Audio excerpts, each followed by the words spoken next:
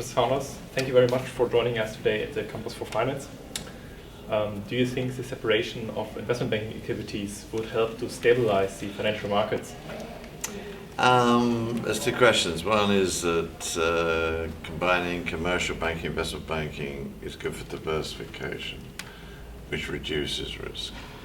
However, some investment banking activities like trading may well increase risk. So I would say you don't need to separate them, but you might need to restrict what investment banking activities banks can do, particularly to trade the bank's own money, which is called proprietary trading.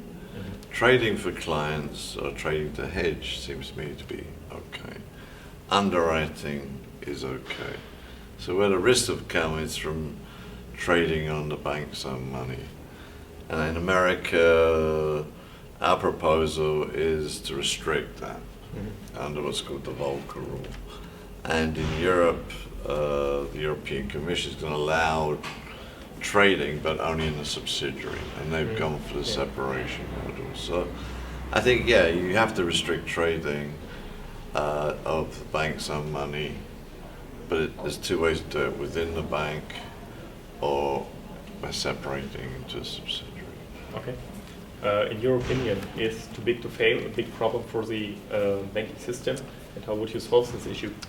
Well, it is a massive problem, and it's not obvious how we can solve it unless we break up big banks. There's two ways to do this. One is to make them more safe by making higher capital requirements, as under Basel III. The second is just have a size limit and break up a bank once it, and many people have proposed this, but nobody can agree on the size. Should it be 100 billion, should it be $1 trillion? 2 trillion, it's impossible to say. So it's impossible to write a rule on, when you come too big to fail. It's not like it's not a step function, it's a continuum. So the best way to do it, I think, is what they've chosen, if they're going to do it, is have higher capital requirements on the riskiest, biggest banks, the too big to fail banks. Okay. So I think that's probably the most reasonable way to go, but it's going to be very costly for them to do this, and it's going to reduce their profits, but that's okay. Makes them safer. Okay, and do you think the increasing amount of regulatory pushes risk from the regulated banking to the unregulated shadow banking system? Yeah, because banks can't provide the credit now because of regulation.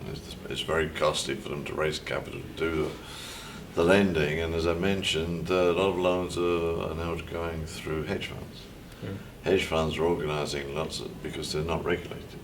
They are the number one part of the shadow banking system. I mean, other people, like money market mutual funds, I don't think are very huge competitors of what banks do, but hedge funds are the major source of unregulated shadow banking. And they are growing, and they're taking banking activities on, particularly loans to large companies. So you can't regulate hedge funds because if you regulate in one country, they move to another country. And they move to offshore, they can do it anywhere. That's the problem. Okay. I don't know any way in which you can regulate a hedge fund without them moving offshore or doing something. You can't keep track of them. So no way to solve this? No, you can regulate them, but they'll just disappear from the country and they still exist and do it from another location.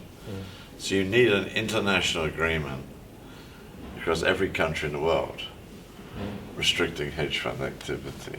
And that's never going to happen. Okay. Because there's always an arbitrage possibility for a country to not have that regulation and get banks and hedge funds to go to that country. So there's regulatory arbitrage. So global regulatory. You need a global rule that everybody adheres to, which is impossible. Okay, Mr. Saunders, thank you very much for your thank opinion. you for your interview. Thank you. Thank so you. much.